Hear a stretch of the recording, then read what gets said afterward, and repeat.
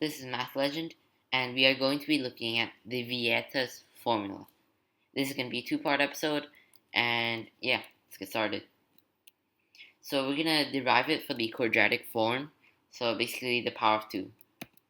So any quadratic can be expressed as ax squared plus bx plus c is equal to 0, and if the Vieta's formula is relating the roots to the equation. So if p and q are the roots, then we can express it as x minus p and x minus q is equal to 0.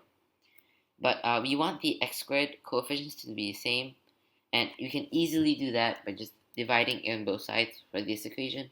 So that's why we did that. Now both are equal to 0, so we can equate these, and yeah. Expanding the left hand side, we can get x squared minus px minus qx plus pq is equal to x squared plus b over ax plus c over a. Now, we want these to be of similar forms, like the x squared and x squared, the constant and the constant, and b over a with, this. So that's why we are going to factor out x. And so we have x squared and x squared, they match up. We have the two coefficients, they match up. And pq and c over a, the two constants, they match up.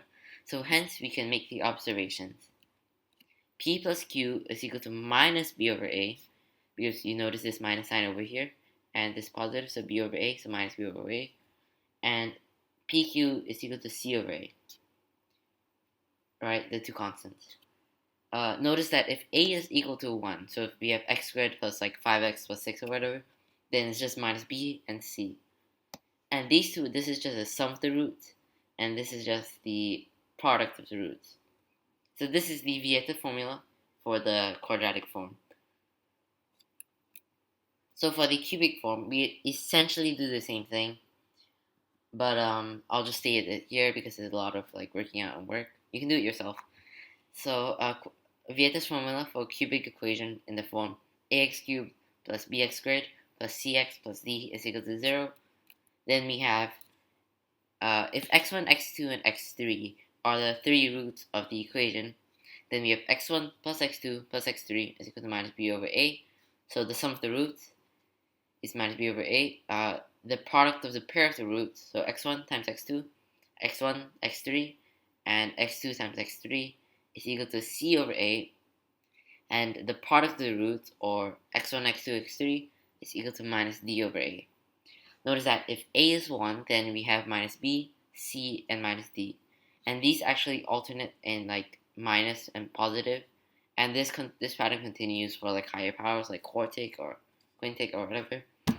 But I usually don't need to know that. Now, I have some few problems that I'll be talking about in the next episode. Next part of the Vieta's formula. And I recommend you give these a try. But otherwise, I hope you learned something, and this is Math Legend signing out.